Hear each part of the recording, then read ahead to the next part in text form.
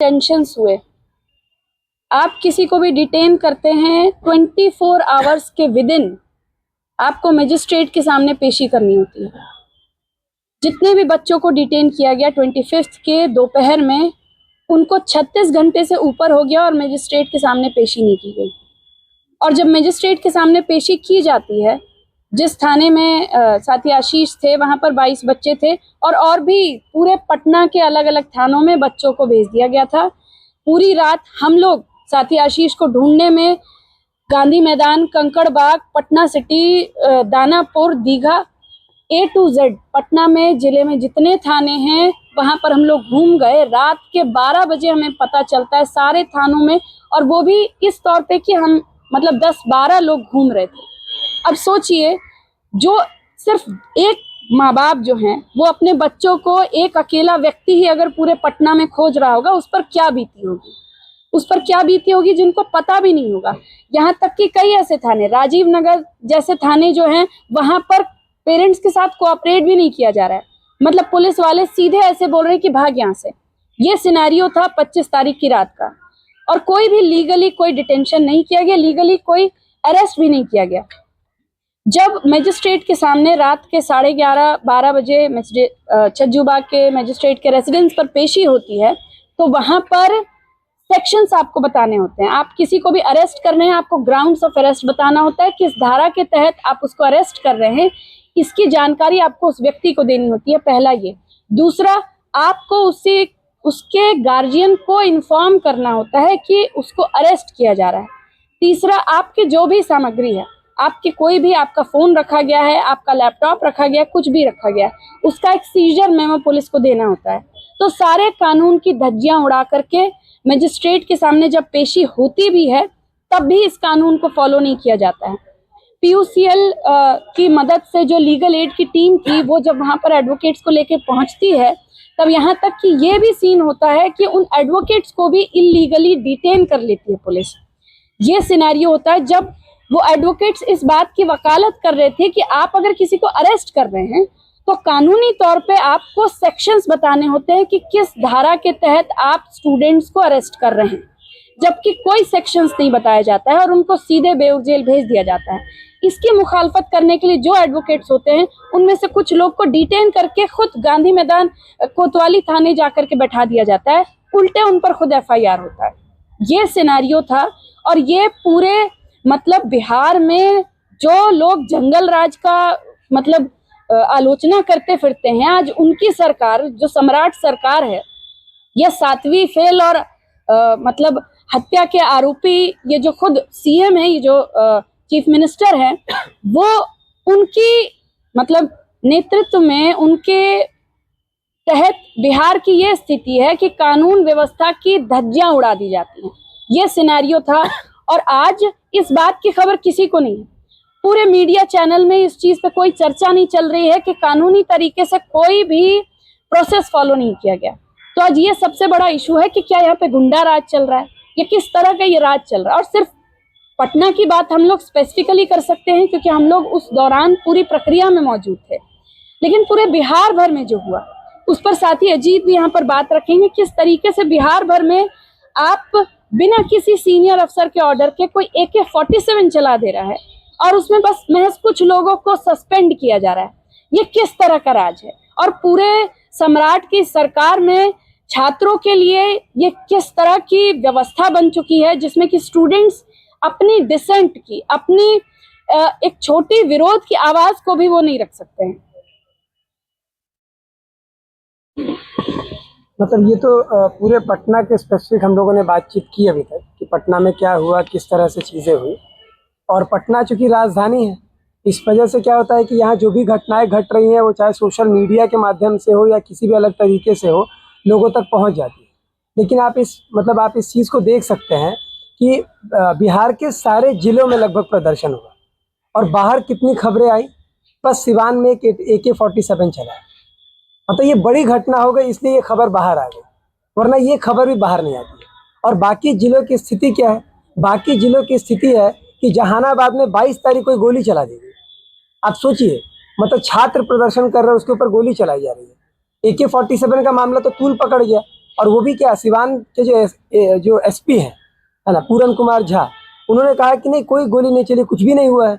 और जब social media पे लगातार वीडियो वायरल होने लगे, तब जाकर के ये मानना पड़ा कि हवाई फायरिंग की गई।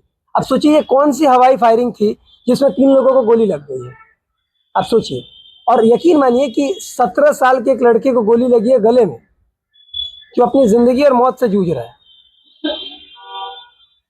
और इतनी बात नहीं है, जैसे मतलब सारण से लेकर के, सिवान से लेकर के बेगूसराय, मतलब हर जिले में जितने लोगों को 25 तारीख के लिए डिटेन किया गया, जितने लोगों को 22 तारीख के लिए गिरफ्तार किया गया, उसमें से 26 तारीख को नोटिस आ गया कि जो है 27 तारीख को नोटिस आया कि सबको जो गिरफ्तार छात्रों को छोड़ दिया जाएगा, जिसके ऊपर FIR है सब वापस ले लिया जाएगा। लेकिन अभी तक, अभी रिसेंट जो आखिरी खबर आई है आज सुबह, उसमें भी है कि अभी भी 27 FIR आउट ऑफ 64 जो पूरे बिहार में FIR दर्ज किए गए थे, उसमें 27 FIR अभी तक वापस नहीं लिए गए। आप सोचिए, मतलब सिवान और सारण, छपरा से ऐसी खबरें आ रही है कि कई सारे लोगों को अभी तक छोड़ा तक नहीं गया। और मसला सिर्फ बिहार का नहीं है, बिहार तो है ही, लेकिन बिहार के साथ साथ आप पूरे देश भर में देखिए, कलकत्ता में क्या हो रहा है। कलकत्ता में 16 लोगों को गिरफ्तार करती है पुलिस, है ना, और एकदम नाम देख करके टारगेट किया जा रहा है। उसमें से 15 मुसलमान हैं। और वहाँ का CM क्या बोलता है? वहाँ का CM बोलता है कि ये शुक्रवारी वाले लोग हैं। मतलब कितना, मतलब ये, मतलब रेशियल और कितने मतलब रिलीजन के तौर पे कैसे टारगेट करके ये काम किया जा रहा है। और अभी तक जिन लोगों को डिटेंशन से, मतलब गिरफ्तारी से रिहा भी कर दिया गया, बेल भी कर दिया गया है, उनको अभी तक उनका FIR नहीं वापस लिया गया। आप सोचिए, दिल्ली में अभी लगातार, अभी मतलब सोशल मीडिया पे लगातार अभी ट्रेंड हो रहा है ना, कि भाषाई हाइजीन और कई सारी चीज़ों को लेकर के जो बातचीत हो रही है, उसके बाद भी लगातार FIR किया जा रहा है। तो मतलब ये तो सोचने वाला सवाल है कि यहाँ पे असल में सरकार जो है वो तमाम राज्यों की पुलिस के माध्यम से ये तमाम छात्रों को एक संदेश देना चाहती है कि प्रदर्शन के दौरान तो हमारी एक भी नहीं चली, लेकिन आपने जो किया है, जो मोदी जी का ऑरा जो टूट गया है, मोदी जी का जो पूरा एक आभा मंडल जो टूटा है, उस आभा मंडल को मतलब तोड़ने के इल्ज़ाम में, या उसके लिए जो सबक सिखाने की जो प्रक्रिया है, उसके लिए अभी पुलिस जो है लगातार अलग अलग राज्यों में और सारी चीज़ों पे कर रही है। तो इसके खिलाफ तो देखिए हम यही कहना चाह रहे हैं इस प्रेस कॉन्फ्रेंस के माध्यम से कि पटना क्या, बिहार क्या, पूरे देश भर में आप जितनी आवाज़ों को दबाएंगे, ये आवाज़ें बंद नहीं होने वाली हैं। इससे पहले भी इंदिरा गांधी से लेकर के तमाम ऐसे जो तानाशाही हुकूमत वाले लोग रहे हैं, है ना, उन लोगों ने भी कोशिशें की है, लेकिन ये आवाज़ दबेगी नहीं, छात्रों की आवाज़ दबेगी नहीं।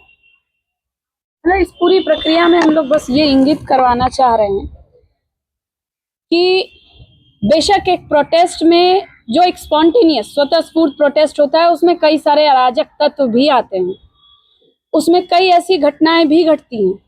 लेकिन पुलिस अगर कानून व्यवस्था, जिस कानून व्यवस्था की बात करने वाले और जिसकी रखवाली करने वाले ये पुलिस और प्रशासन के लोग होते हैं, वही कानून की धज्जियां उड़ा रहे हैं, तो आज इसकी जवाबदेही कौन देगा? जब वही लोग, जितने, जैसे साथी उर्वी ने बताया, प्रोटेस्ट में आपको कंपलसरी है, जो भी पुलिस अफसर हैं उनको अपने नेम टैग लगाए रखने होते हैं। हमारे पास वीडियो है, किसी भी पुलिस वाले ने अपना नेम टैग नहीं लगाया था जब से लाठीचार्ज शुरू हुआ, किसी ने नहीं लगाया। जब डिटेंशन हुआ, डिटेंशन आप 24 घंटे से ज्यादा नहीं करते हैं, उसमें इन लोगों ने 36 घंटे से ऊपर किया, वो गैर कानूनी था। जो अरेस्ट था वो गैर कानूनी था।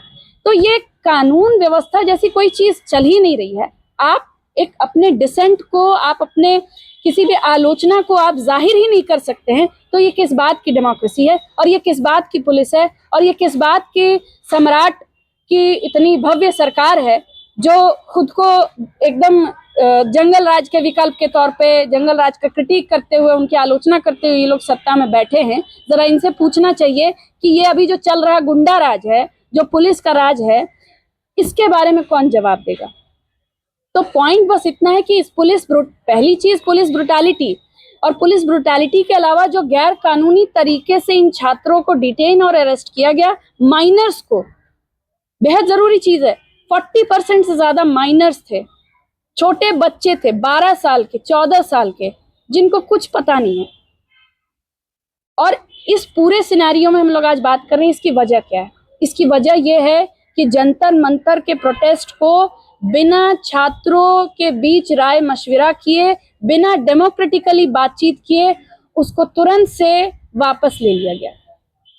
और हम पहले भी कहते आ रहे हैं कि सीजेपी के जितने भी साथी हैं, कॉकरोच जनता पार्टी के जितने भी नेतृत्वकारी साथी हैं, हमने उन्हें पहले भी आगाह किया था और ठीक वही चीज हुई भी कि अगर आप पूरे मास मूवमेंट को बिना तीनों शर्त के पूरा हुए आप मास मूवमेंट को वापस ले लेंगे तो ये सरकार आज तक कभी अपने वायदे पे खड़ी नहीं उतरी है।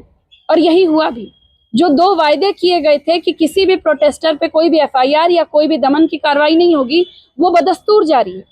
और दूसरा जो वायदा था कि जितने भी पुलिस वालों ने महिलाओं के साथ, बच्चों के साथ जो ब्रुटैलिटी की है, जो पेलेट गन्स का यूज किया है, उन सारी चीजों पर, उन पुलिस वालों पर कार्रवाई होगी। इसके लिए एक जुडिशियल एक कमेटी बनेगी, उस पर भी कोई कार्रवाई नहीं हो रही।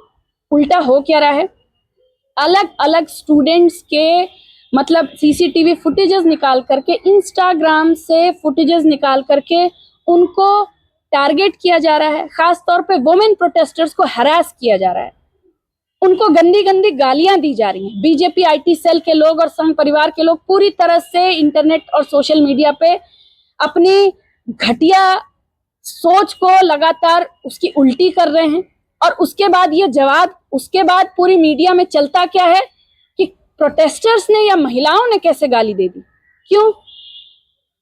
पूरे पार्लियामेंट में, संसद में बैठे हुए ज्यादातर जो लोग हैं वो क्रिमिनल माइंडसेट के हैं। उन पे कई सारे ऐसे लोग हैं जो हिस्ट्री शीटर है, बलात्कारी हैं। आज वो लोग महिलाओं के या महिलाओं के अलावा प्रोटेस्टर्स जो अपनी विरोध की आवाज दर्ज करा रहे हैं, उनके सारी बातों में बहुत ही हाइजेनिक बात होनी चाहिए, पार्लियामेंटेरियन भाषा होनी चाहिए। लेकिन जब ये लोग 50 करोड़ की गर्लफ्रेंड जैसी बात करते हैं, जब ये लोग किसी को जिहादी जैसा बात करार देते हैं, तो आप खुद उस जेनजी की आबादी को आप क्या सिखा रहे हैं? आप किस पार्लियामेंट की भाषा की आप बात कर रहे हैं, या आप किस सभ्य भाषा की बात कर रहे हैं? आपके मुंह से ये बात अच्छी नहीं लगती। और ये मैं बीजेपी और संघ के लोगों से मैं कह रही हूँ कि आपके मुंह से ये बात अच्छी नहीं लगती है। आप जब इसकी बात करते हैं, और अभी जैसा कि कल ही हमारे महान प्रधानमंत्री मोदी जी ने मतलब सोशल मीडिया पे आ करके अपने फ्रेंड्स को संबोधित करते हुए ये बात कही कि मैं ऐसे तमाम छात्र छात्राओं को मैं माफी देना चाहता हूँ। किस तरह की माफी आप दे रहे हैं? आप क्या उन पर एक्शन लेंगे जो वुमेन प्रोटेस्टर्स को सोशल मीडिया अकाउंट से निकाल के, उनके एड्रेसेस खोज के, नंबर्स खोज करके, उनको फोन करके उनको रेप की धमकी दे रहे हैं? आप किस पर क्या उस पर कार्रवाई करेंगे जिस संघ के व्यक्ति ने अभी बोला कि ये प्रोटेस्ट में जो लड़कियां हैं ये खुद रेप कल्चर को पसंद करती हैं? आप उस पर कार्रवाई करेंगे? किस पर? आप एक तरफ आप इन सारी चीजों को बदस्तूर जारी रखे हुए हैं। मेटा उन सारे जितने भी अकाउंट्स हैं उनको डिलीट कर रही है जो एक्चुअली में मोदी गवर्नमेंट का क्रिटिक कर रहे थे, या पूरे प्रोटेस्ट में जो पुलिस ब्रुटैलिटी को दिखा रही थी उन सारे वीडियोस को हटा रही है। तो ये किस तरह की आप फॉरगिवनेस की बात कर रहे हैं? किसके फॉरगिवनेस की बात कर रहे हैं? ये फॉरगिवनेस, दरअसल ये फॉरगिवनेस स्टूडेंट्स ने अपनाई है। बेसिकली जिस तरह के कांड बीजेपी और मोदी सरकार ने लगातार पेपर लीक पे पेपर लीक करते हुए जितने स्टूडेंट्स के मर्डर के लिए जिम्मेदार है, जी हाँ, मर्डर के लिए, वो सुसाइड नहीं, वो मर्डर है। हर साल 13,000 बच्चे सुसाइड करते हैं, जो कि सिस्टम द्वारा की जा रही हत्या है। पिछले नीट के प्रोटेस्ट में 21-22 स्टूडेंट्स ने आत्महत्याएं की। ये सारी चीजें जो हत्यारे, बलात्कारी, जो हिस्ट्री शीटर जैसे लोग जो हैं वो संसद में बैठे हुए हैं, वो भाजपा पार्टी में बैठे हुए हैं, और वो हमें नसीहत दे रहे हैं, या वो प्रोटेस्टर्स को नसीहत दे रहे हैं कि आप अपनी भाषा को की मर्यादा को संभालिए। तो किस तरह की भाषा की मर्यादा? किस तरह की भाषा की मर्यादा, जहां इस पर सवाल नहीं उठ रहा है कि उन महिलाओं को रेप की धमकी मिल रही है जो प्रोटेस्ट में शामिल थी, जो मुखर रूप से इस गवर्नमेंट का क्रिटिक कर रही थी। आप कौन सी भाषा की बात कर रहे हैं जब जो हाल में बैठा हुआ, जिनको एजुकेशन मिनिस्टर बनाया गया है, वो जोशी जी, ये वही व्यक्ति हैं जो कि बिल्किस बानो के बलात्कारियों के समर्थन में उतरते हैं। अब सवाल यही उठता है कि ये जो चाल चरित्र चेहरा जो है, ये जिस प्रोटेस्टर्स के चाल चरित्र चेहरे की बात कर रहे हैं, असल में ये इनके चाल चरित्र चेहरे पे बात होनी चाहिए, उस पे नहीं बात हो रही है, इसलिए ये बिल्कुल ही उल्टा गेम कर रहे हैं। जो लोग महिलाओं के साथ हो रहे बलात्कारियों के पक्ष में तिरंगा रैलियां निकालते हैं, जो कठुआ उन्नाव से लेके इन तमाम चीजों में सत्ता द्वारा संरक्षण देते हैं ऐसे बलात्कारियों को, राम रहीम से लेकर के आसाराम बापू से लेकर के प्रज्वल रेवन्ना से लेकर के बृजभूषण शरण सिंह, मतलब फहरिस्त है, ऐसे बलात्कारियों की फहरिस्त है जिसको संरक्षण देने का काम भाजपा की सरकार कर रही है। यह है इनका चाल चेहरा और चरित्र। और आज हम लोग यही बात कर रहे हैं कि पूरे प्रोटेस्ट के डाउनफॉल के बाद जिस अनडेमोक्रेटिक तरीके से इसको वापस लिया गया, उसको नहीं लिया जाना चाहिए। इसी वजह से आज ऐसे चीजें जो है वो प्रोटेस्टर्स को इसका सामना करना पड़ रहा है। और आज हम लोग यही बात कर रहे हैं कि सभी छात्र साथियों से कि देखिए, ये चीजें